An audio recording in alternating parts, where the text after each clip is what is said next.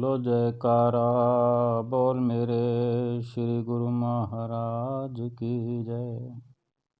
सभी गुरुमुख प्रेमियों से सप्रेम जय सच्चिदानंद।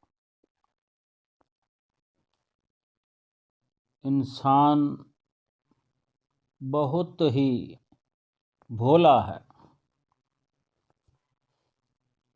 बहुत नादान है और नाजुक भी है।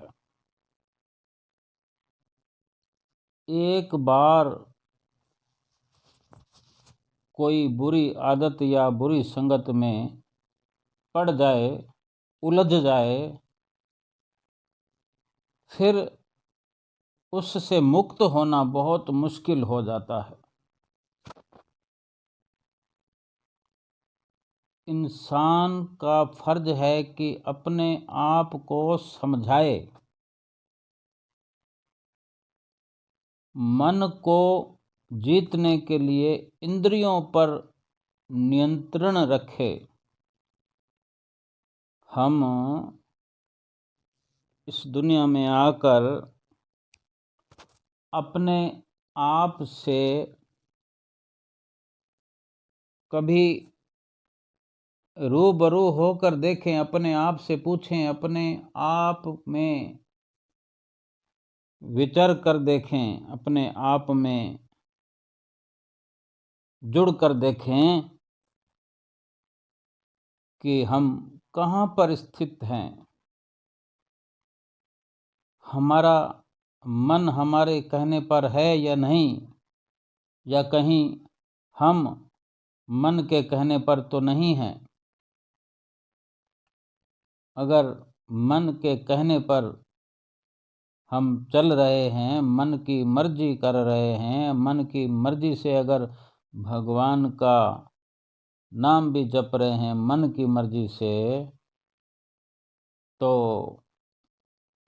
वो लाभ न होगा जो होना चाहिए। और उस लाभ के लिए जो हमारी बाजी लगी हुई है, दाव लगा हुआ है, श्वासों का दाव लगा हुआ है, मनुष्य जीवन का मनुष्य जीवन का दाव लगा हुआ है कि ये मनुष्य जीवन तो दाव पर लग गया है। हासिल क्या हो रहा है?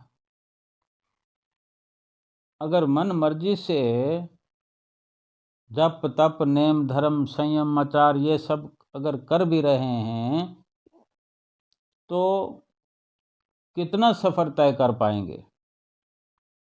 क्योंकि इस रूह का जितना सफर है, जहाँ मंजिल है, मंजिल पर पहुंचने तक का सफर मन की रहनुमाई से तो नहीं कर सकते ना।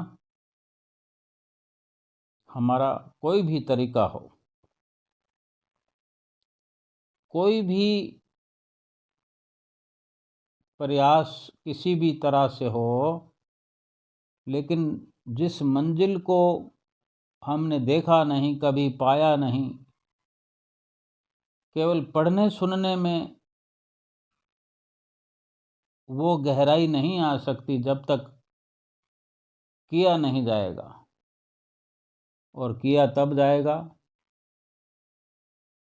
जब किसी की रहनुमाई जिसने की अनुभव किया हो, जिसने उस मंजिल को पाया हो, वही हमें उस मंजिल पर पहुंचा सकता है। और वो हैं वक़्त के संत महापुरुष, जिनकी हमें चरण शरण मिल गई है, मिली हुई है। महापुरुषों को दया आती है कि ये जीव बड़ा भोला है, इसलिए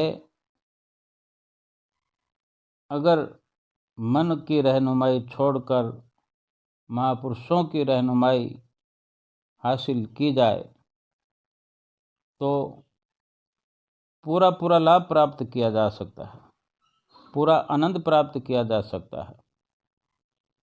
महापुरुष फरमाते हैं कि ये जीव जो कि माया में उलझा हुआ है, बुरी आदत में उलझा हुआ है, इंद्रियों के जाल में फंसा हुआ है, इंद्रियों की पूर्ति में लगा हुआ है, अपने आप इंद्रियों के चंगुल से, मन के चंगुल से आज़ाद हो नहीं सकता।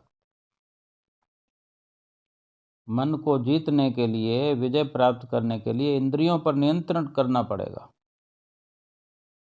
अगर मन को हल्के में छोड़ दिया जाएगा, खुला छोड़ दिया जाएगा, तो हमें नुकसान उठाना पड़ेगा।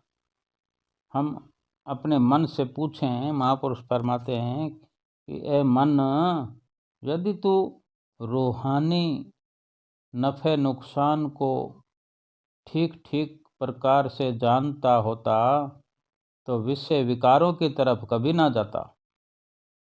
परंतु ये दुख की बात है कि तुझे उसकी पूरी जानकारी ही नहीं है। सतगुरु को इसका पूरा ज्ञान है और उनसे तेरी हानि सहन नहीं होती। इसलिए कभी प्रेम से और कभी कठोरता से तुझे उस तरफ से हटाने का प्रयास सतगुरु करते रहते हैं। और फिर तो अगर उनकी रहनुमाई में आ जाए तो एक दिन ऐसा आएगा जब तुम सतगुरु को सच्चा सज्जन या मित्र समझकर दिल से उनका आभार मानोगे। दुनिया में हर किसी के निंदक और विरोधी होते हैं,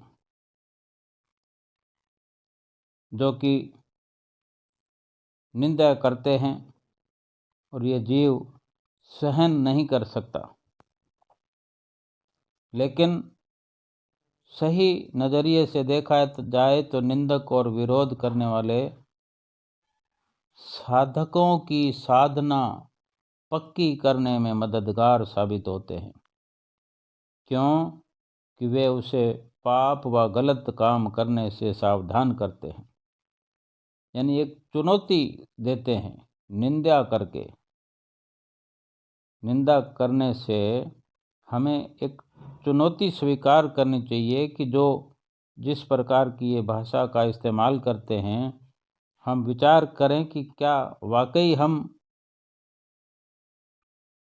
उनकी निंदा के दायरे में तो नहीं है। अगर कोई हमारा विरोध कर रहा है तो कहीं हमसे गलती तो नहीं हो रही। अगर गलत हम नहीं हैं तो हमारा तो कोई नुकसान नहीं है। निंदा करने वाला करता रहे, हमारे पाप अपने सर पर लेगा।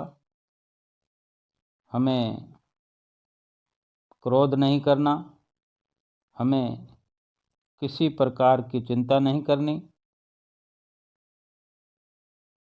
क्योंकि हम सही राह पर हैं। और अगर गलत हैं तो हमें विचार करना चाहिए कि हमें कितना बुरा लगता है जब कोई हमारी निंदा करता है, विरोध करता है। यानी हम गलत काम करते हैं तो हमें विचार करना चाहिए कि जब हम किसी की निंदा का, विरोध का मुकाबला नहीं कर सकते, सहन नहीं कर सकते, तो क्यों ऐसा कार्य हो जिससे हमें मुख नीचा करना पड़े। और अगर कठिनाइयाँ नहीं आएंगी तो दिल से सच्ची आतुर पुकार भी नहीं निकलेगी। कठिनाइयाँ आने पर ही दिल से सच्ची आतुर पुकार निकलती है। भगवान की याद बनी रहती है। तो सीधे सीधे कहें कि जो सतगुरु की शरण में रहने पर जो दुख भी आते हैं तो वो दुख जो हैं सुखों से भी अच्छे हैं, ताकि वो थोड़े थोड़े छोटे छोटे दुखों से अपने सतगुरु की याद बनी रहती है, मालिक की याद बनी रहती है और अच्छे कर्मों में हम प्रवृत्त रहते हैं, लगे रहते हैं, लीन रहते हैं। फरमाते भी हैं कि सुख के माथे सिल परे, जो नाम हृदय से जाए, दुख वास से भागा फिरे, सुख में रहे समाए। जो गुरमुख होते हैं, अनन्य प्रेमी होते हैं, वो कि ऐसे सुख के सिर पर सिल पड़ जाए, ऐसा सुख चला जाए हमारी जिंदगी से और दुख मिले, क्योंकि वो सुख, जिस सुख के कारण प्रभु की याद बिसर जाती हो, प्रभु भूलते हों, जिससे भक्ति का नुकसान होता हो, ऐसे सुख के सिर पर सिल पड़े, पत्थर पड़ जाए, ऐसे सुख पर सिल पड़े, जो सीधी सीधी बात है कि नाम जो हमारे हृदय से निकलने का डर हो, नाम निकल जाए हृदय के अंदर से, हृदय नाम से खाली हो जाएगा, नाम से खाली होगा तो विषय विकारों का वहाँ पर जमावड़ा हो जाएगा, फिर वहाँ प्रभु विराजमान हुए नजर नहीं आएंगे। तो ऐसे सुख का क्या लाभ है जो नाम से हम खाली हो जाएं? उससे वो दुख अच्छा है, बलिहारी उस दुख के जो पल पल नाम रटाए।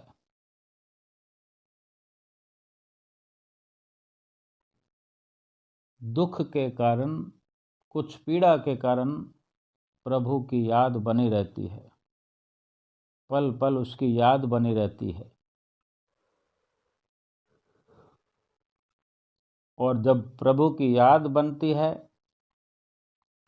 प्रभु के नाम का सुमरन होता रहता है, तो दुख अपना असर तो दिखा नहीं सकता, लेकिन उस याद के कारण प्रभु का दर्शन जरूर होता रहता है, दीदार जरूर होता रहता है। प्रभु की जो नित्य प्रति पल पल करके याद बने रहती है, उससे आत्मिक खुशी, आत्मिक शांति मिलती रहती है।